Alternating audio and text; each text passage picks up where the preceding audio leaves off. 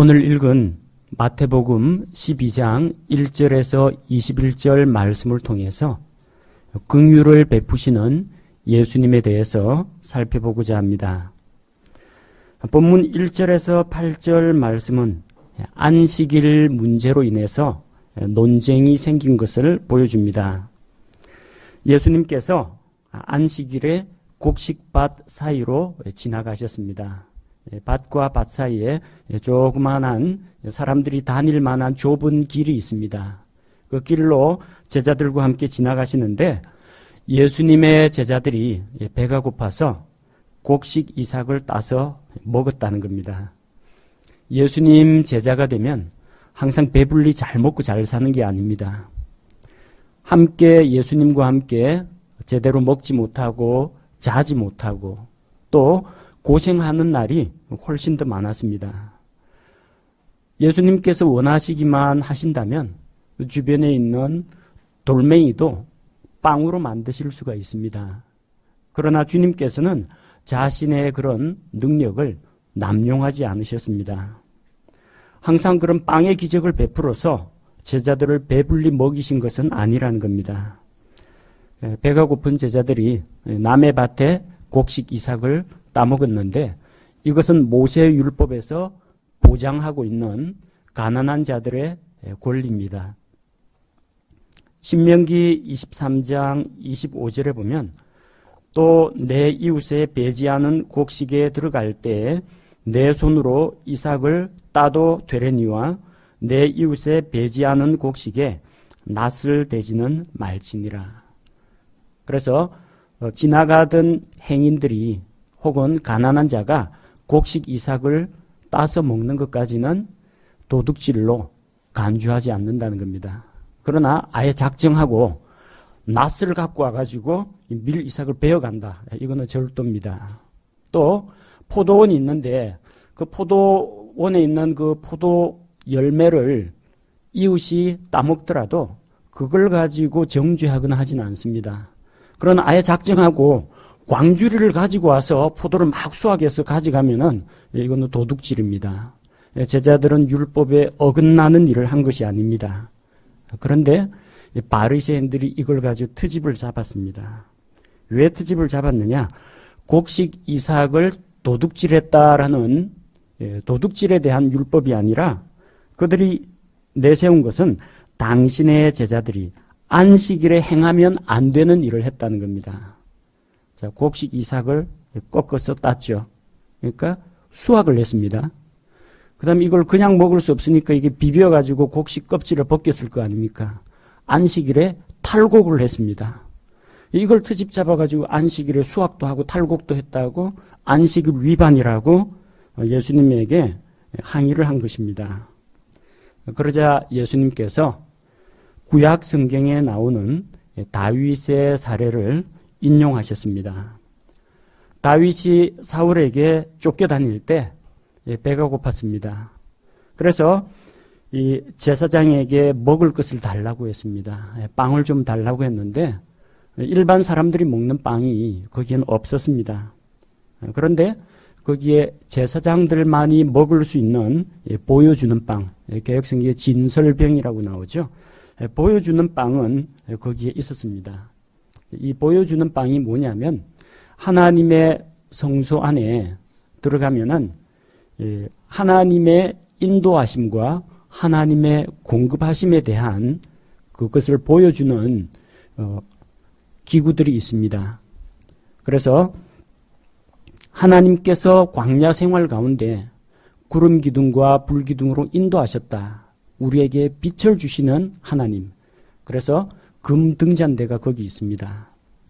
또한 하나님께 영광을 돌려드리고 하나님의 영광을 사람이 함부로 보지 못하도록 향을 피워서 향연기로 지성소 앞을 가리도록 만듭니다. 그래서 거기 금으로 만든 향단이 있습니다.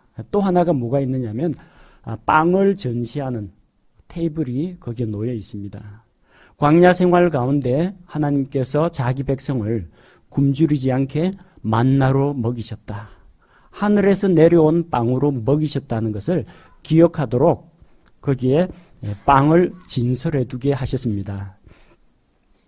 그래서 매 안식일이 되면은 제사장은 성소에 들어가서 거기에 등잔대에 기름을 다시 채우고 심지가 탔으면 심지 끝을 또다시 잘라주고 심지를 조금 올려주고 그리고 빵 일주일 지난 빵은 내놓고 새로 구운 빵을 그 자리에 채워 넣습니다. 마침 그때 진설을 마치고 물려낸 빵이 있었다는 겁니다.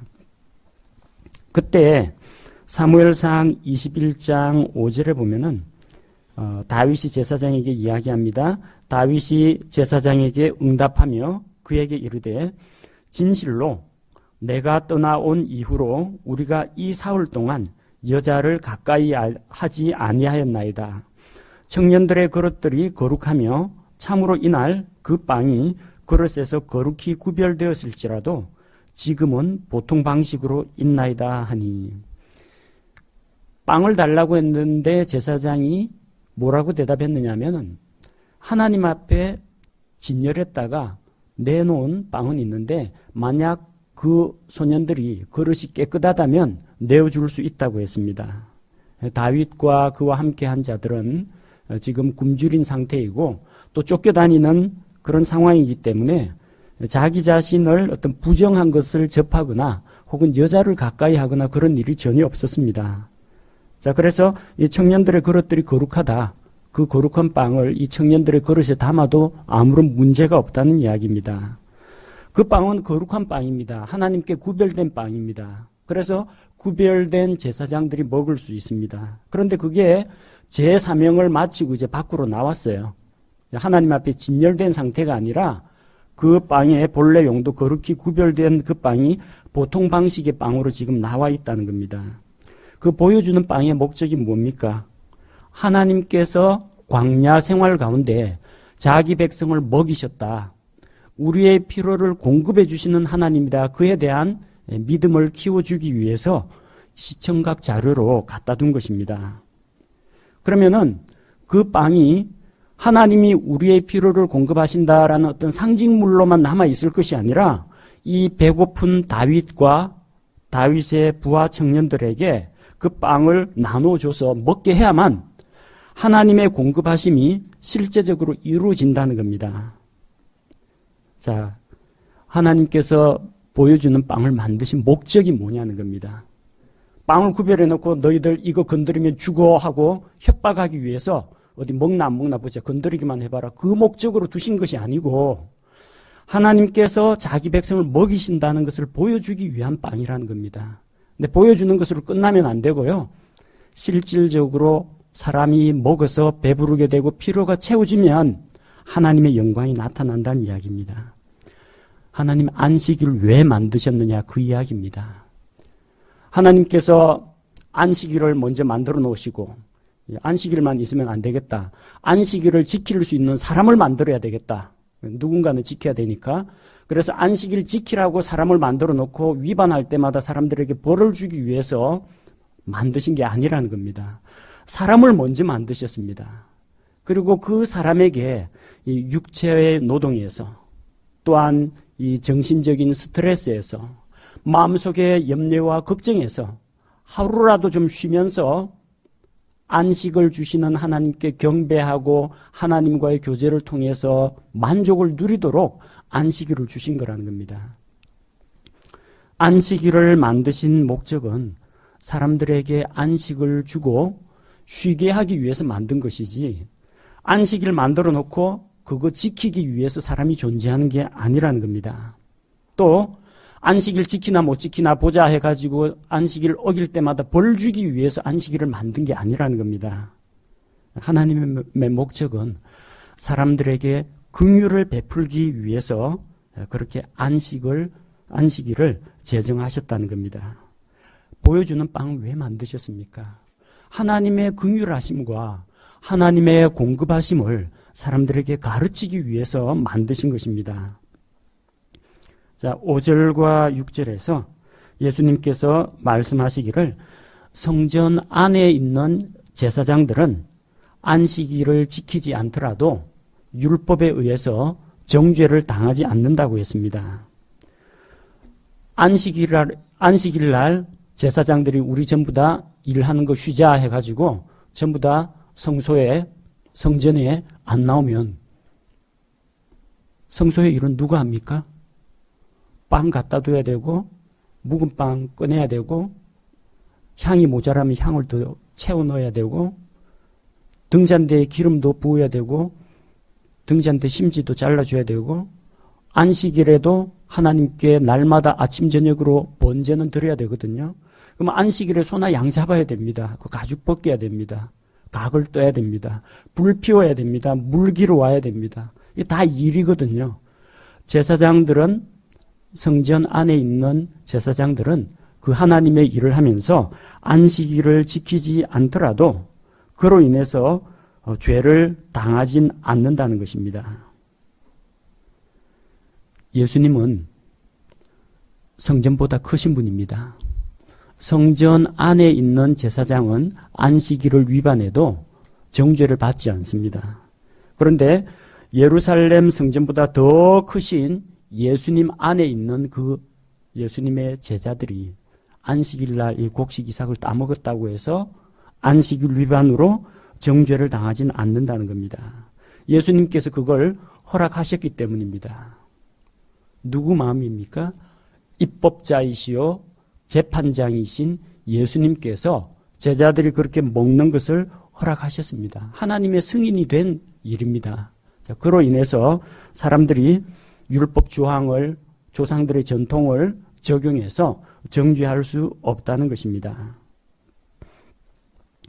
그러면서 우리 주 예수님께서 율법의 기본 정신이 무엇인지를 보여주십니다.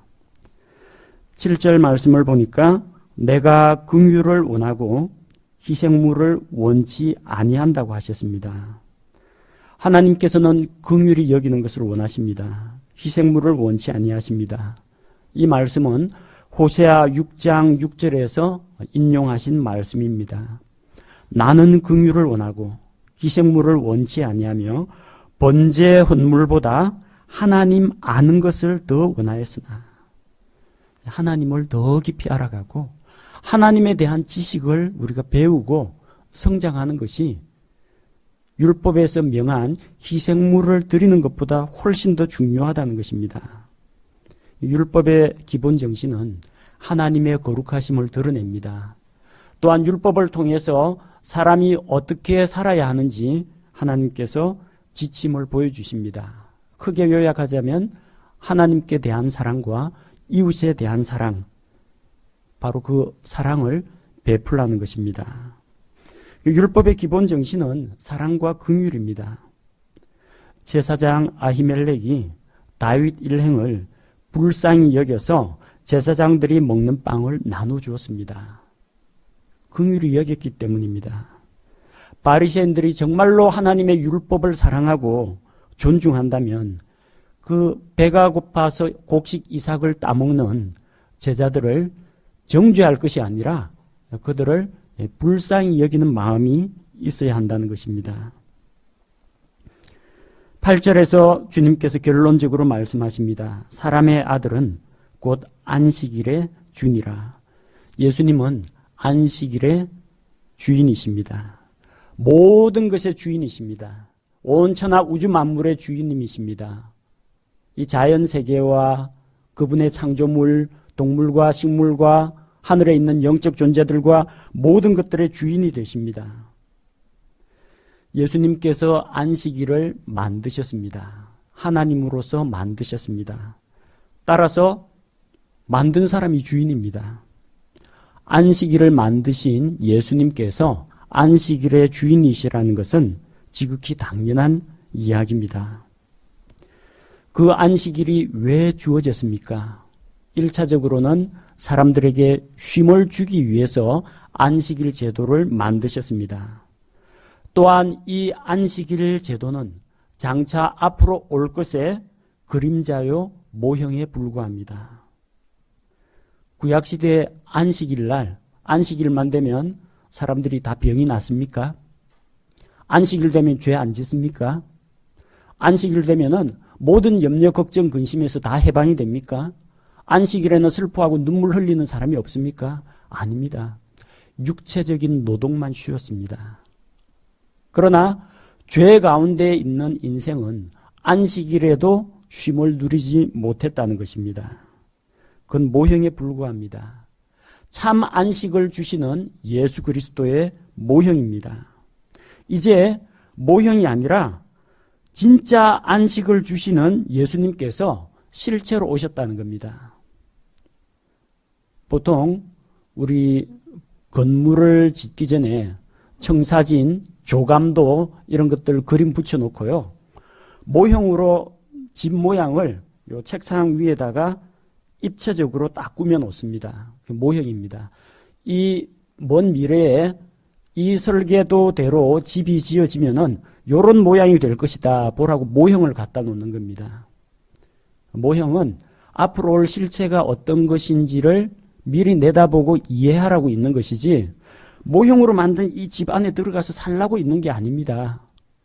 그게 아무리 아름답고 웅장하게 지은 이 아파트건 빌딩이라고 할지라도 우리는 그것을 통해서 장차 올 실체를 바라볼 뿐이지 그 안에 들어가서 살 수는 없습니다. 그게 그 집이 우리에게 안식을 제공하고 편안한 잠자리를 제공하는 게 아니라는 겁니다. 안식일 제도가 모형이라는 겁니다.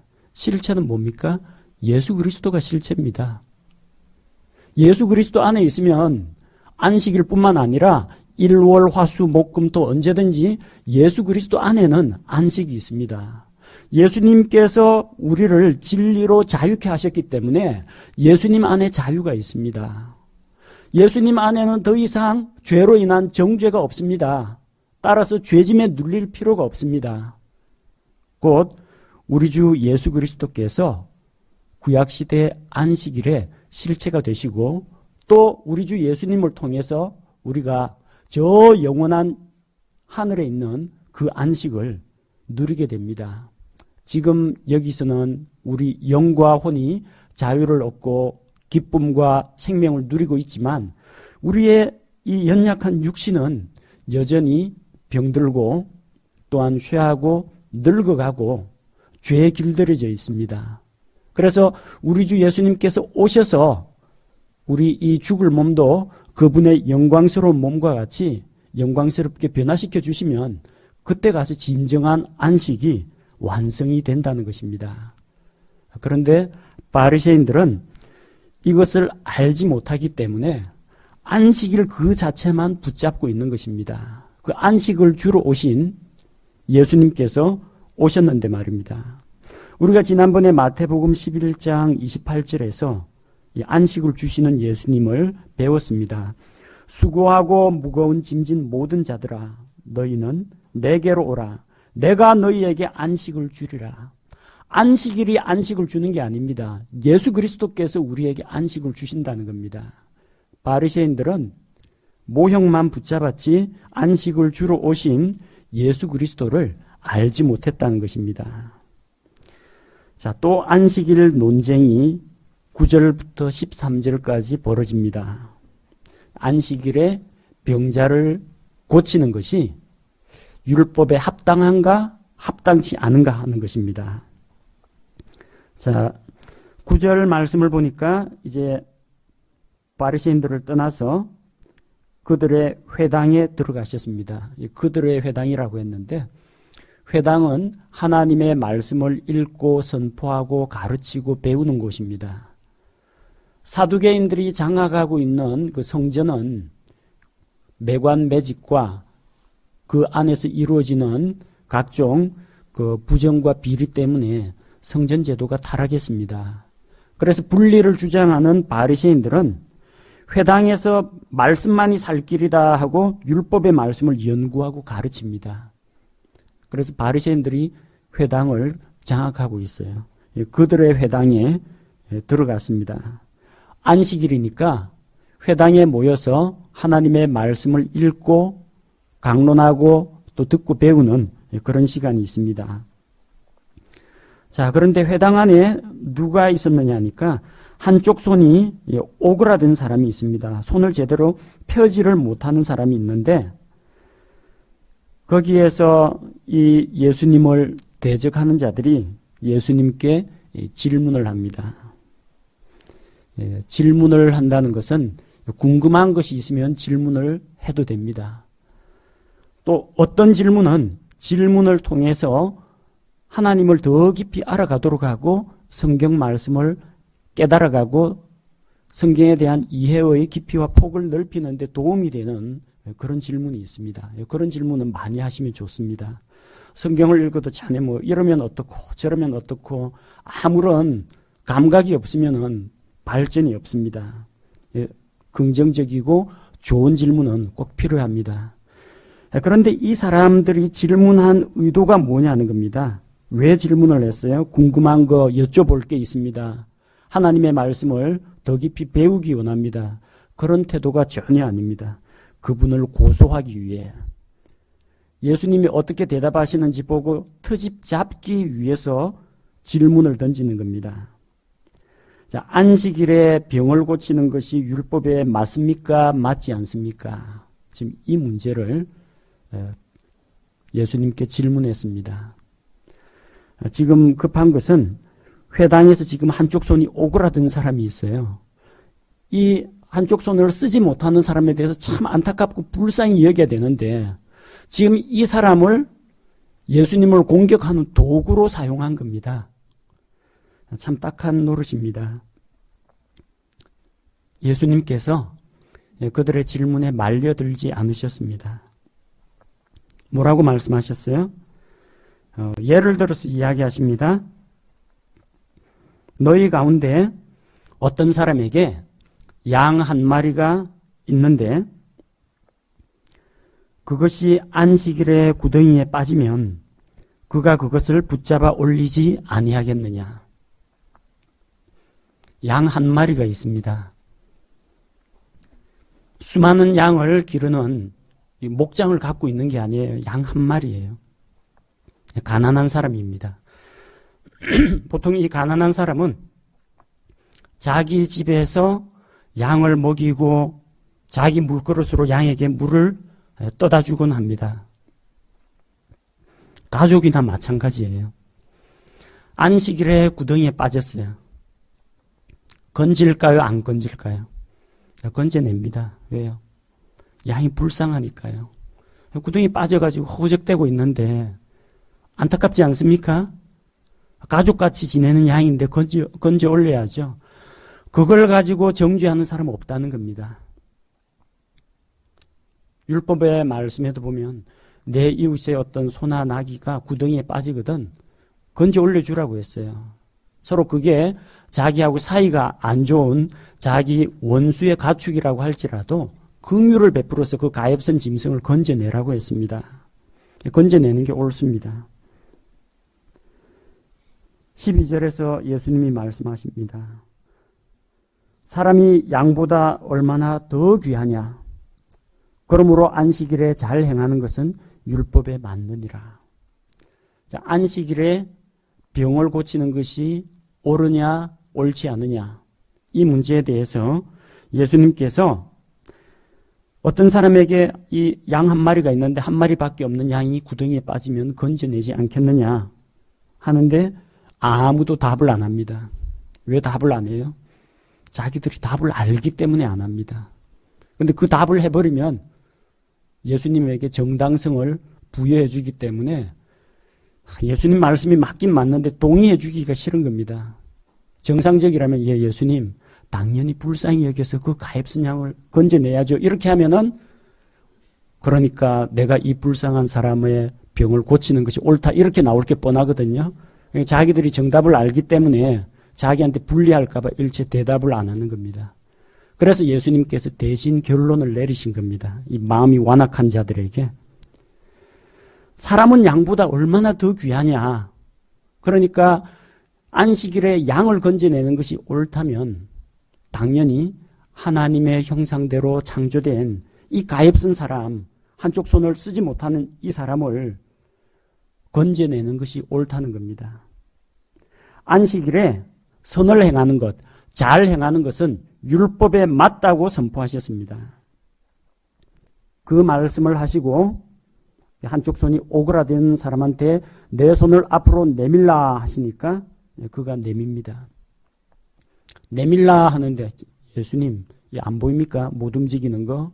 뭐 어떻게 그런 말씀을 좀 잡아가지고 쫙 펴주시든지 그러지 않습니다. 예수님의 말씀을 들었을 때 그는 예수님께서 이 자기의 신체적인 장애를 고쳐주신다라는 믿음이 있었습니다. 그래서 말씀에 순종함으로 손을 펴야 되겠다, 내밀어야 되겠다 하고 자기 의지를 동원해서 그 말씀에 따라 행했을 때 손이 펴졌습니다. 다른 손과 같이 온전하게 되었습니다. 자, 이걸 보고 어떤 반응을 보이는 게 정상입니까? 예수님의 말씀에 권능이 있습니다. 예수님은 하나님의 아들이십니다. 하나님의 영광을 찬양합시다. 이렇게 나와야 정상입니다.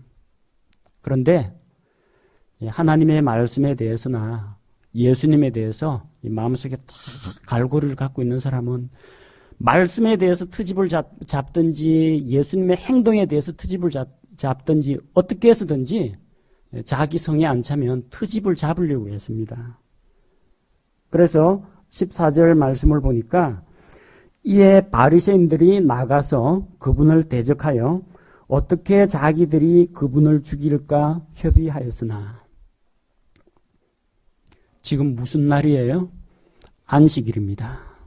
안식일 날 뭐 했어요? 살인 계획 짰습니다. 안식일에 살인 모의했습니다. 이거야말로 진짜 안식일 위반이라는 겁니다. 안식일에 왜 살인 계획을 짭니까? 그게 안식일에 잘 행하는 것은 율법에 맞는다 했는데 예수님을 어떻게 죽였으면 좋겠느냐 의논하는 것이 잘 행하는 것입니까? 율법에 맞지 않는 겁니다. 그 사람들은 안식일에 일 안 하는 것, 노동 안 하는 것, 이것만 가지고 자기들이 안식일을 잘 지킨다고 했지만 정작 죄 없으신 예수님을 어떻게 잡아 죽이면 잘 죽였다고 소문이 날까 그런 식으로 예수님을 죽일 살인 모의를 했다는 겁니다. 이 사람들이야말로 안식일을 위반한 죄인들이라는 겁니다. 우리는 이 말씀을 통해서 이 사람들이 얼마나 하나님에 대해서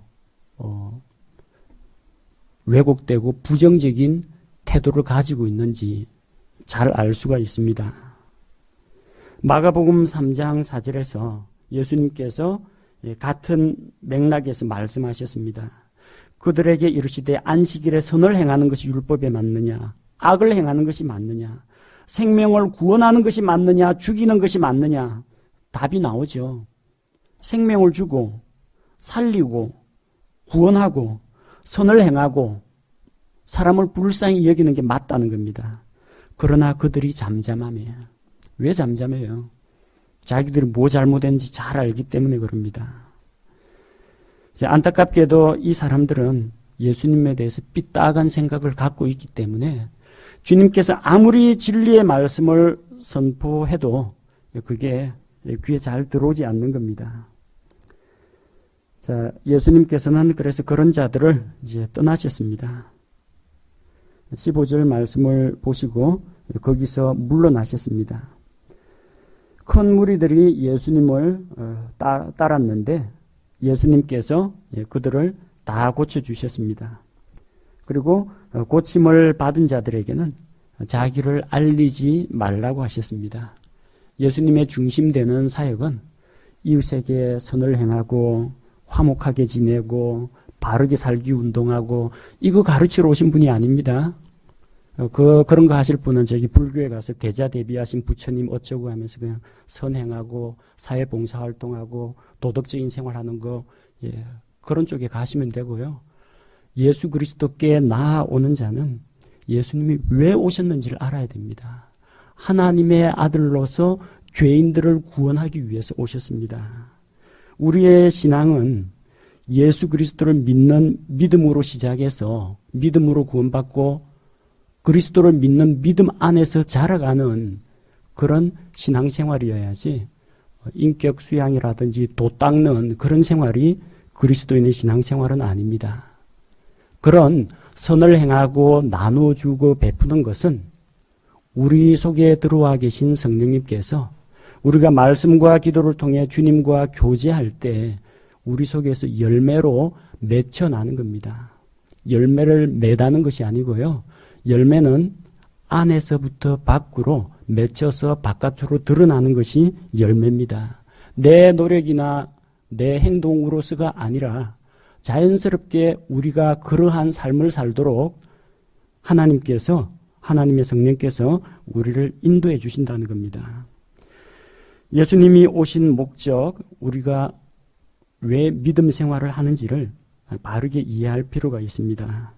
만약 예수님께서 이웃 사랑과 선을 베푸는 게 목적이었다면 십자가는 한 10년, 20년 뒤에 지시기로 하고 일단 가난하고 배고픈 사람들 빵 대량 생산해가지고 많이 먹이고 저 못된 로마 군사들 좀 다 쫓아내고 병든 사람들 전부 줄 서라고 해가지고 날마다 다 고쳐주시고 이거부터 하셔야 됩니다. 예수님 그런 거 하지 않으셨어요. 사람들한테 소문 나가지고 병 고치러 사람들이 몰려오면 예수님 말씀 사역 못합니다. 그래서 병 고쳐줄 때마다 제사장들에게만 살짝 보이고 어디 가서 이야기하지 말라고 합니다. 그리고 그들을 고쳐주고 자기를 알리지 못하게 하십니다. 예수님 신비한 척 하시기 위해서 그런 게 아니고요. 예수님의 사역의 본래 목적하고 맞지 않기 때문입니다. 예수님이 하신 그 사역은 어떤 사역이었습니까? 17절부터 21절에 이사야의 대언에 나오는 바로 그 사역입니다. 17절에서 대언자 이사야를 통해 말씀하신 것을 성취하려 하심이라 했는데 그 내용은 이사야 42장 1절에서 4절 내용이고 그 내용이 이제 18절에서부터 21절까지 나오는 인용된 말씀입니다. 예수님을 어떻게 표현하고 있습니까? 4대 성인 중에 한 명? 착하고 마음씨 좋은 분? 인자하신 분? 예수님에 대한 표현은 18절 말씀에 의하면 하나님께서 택한 종이라고 했습니다. 하나님께서 택한 종입니다. 사람들을 죄에서 구원하는 이런 섬기는 사역을 위해서 택하신 종입니다. 또 하나님께서 기뻐하는 자입니다. 하나님께서는 예수 그리스도를 크게 기뻐하셨습니다. 또 그분은 하나님의 사랑받는 자, 하나님의 사랑하는 자, 하나님의 사랑하는 독생자이십니다. 그분은 이방인들에게 판단의 공의를 보이시는 분입니다. 이것이 예수 그리스도에 대한 기록된 묘사입니다. 예수님은 하나님께서 선택하셔서 사람들의 죄를 대신 속죄하시고 또 그를 통해서 사람들을 하나님께로 인도하여 하나님께 영광을 돌리시고 또 장차 이 세상에 다시 오셔서 죄인들을 공의로 심판하실 그 하나님이시라는 겁니다. 예수님의 지상사역에서 어떤 일을 하시느냐? 19절 그는 다투지 아니하며 외치지 아니하리니 아무도 거리에서 그의 목소리를 듣지 못하리라. 예수님은 다투거나 외치지 않으셨습니다. 폭력과 분쟁을 통해서 혹은 자기를 따르는 자들을 대규모로 동원해서 밀란을 일으키거나 세력을 구축하거나 그러지 않으셨습니다.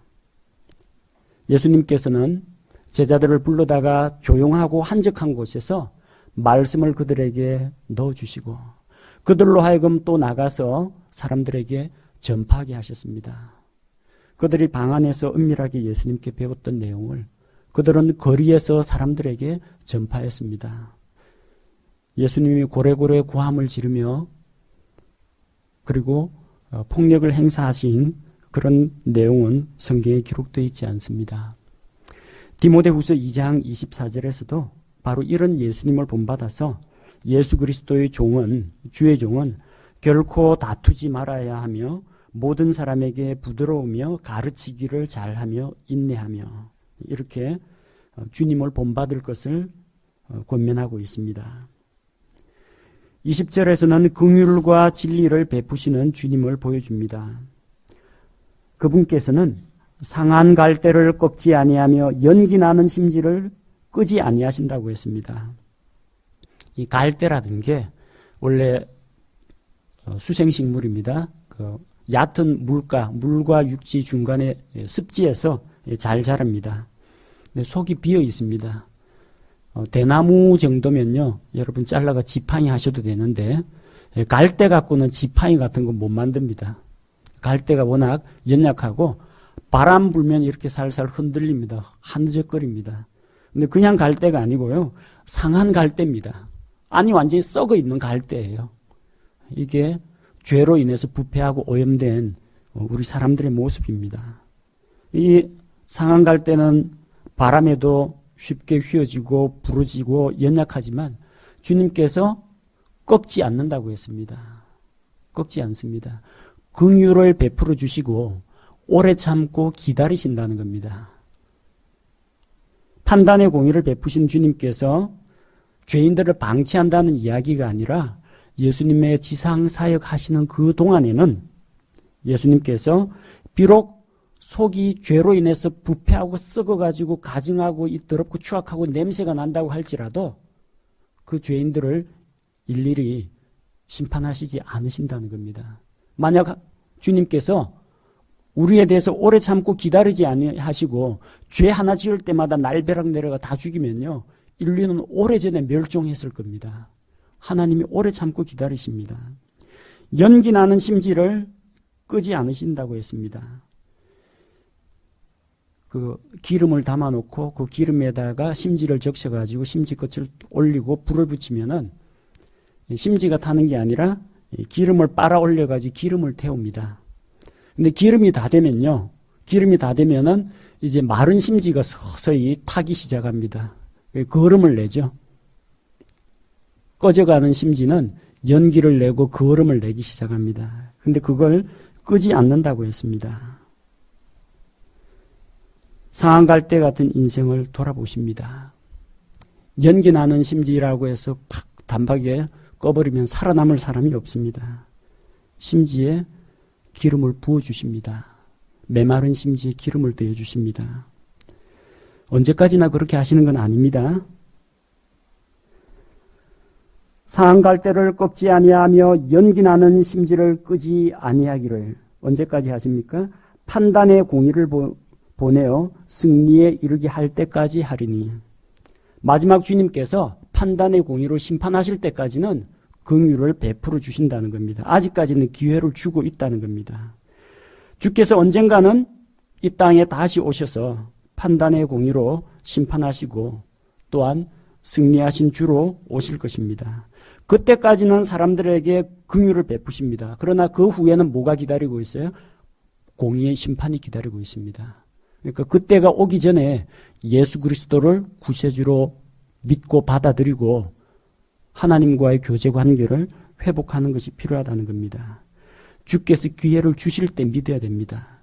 은혜를 베푸실 때 믿고 구원을 받아야 한다는 것입니다. 그래서 21절에 이방인들이 그의 이름을 신뢰하리라 하셨느니라. 유대인뿐만이 아닙니다. 예수 그리스도께서 오신 이유는 이 유대인들뿐만 아니라 이방인들에게도 구원이 임하도록, 그들도 예수 그리스도의 이름을 믿고 신뢰하고 구원을 얻을 수 있도록 우리 주님께서 오셨다는 것입니다. 오늘 본문의 말씀을 통해서 우리는 율법의 목표가 무엇인지, 목적이 무엇인지 알 수가 있습니다. 한편으로는 하나님의 거룩하심을 나타내고 한편으로는 사랑과 긍휼을 우리에게 보여주기 위해서 율법을 주셨습니다. 하나님께서는 우리에게 긍휼을 베푸시고 또한 그 긍휼을 입은 우리가 다른 사람에게 긍휼을 베풀 것을 요구하고 계십니다. 율법이 요구한 바는 하나님께 대한 사랑과 이웃에 대한 사랑으로 이루어져 있습니다. 우리 주님께서는 이 주님을 대적하여 비난하는 자들, 고소하는 자들, 또한 주님을 죽이려고 하는 이런 자들에 대해서도 그런 썩어 빠진 자들을 꺾어버리고 불을 꺼버리고 그렇게 하지 않으시고 오래 참으시고 긍휼을 베푸셨습니다. 우리 주님은 인내하시는 주님, 긍휼을 베푸시는 주님이십니다. 그러나 언제까지나 주님의 사랑과 오래 참음과 긍휼 그걸 빙자해서 죄에 빠지고 하나님께 반역을 저질러서는 안 된다는 겁니다. 언젠가는 주님께서 판단의 공의로 심판하실 겁니다.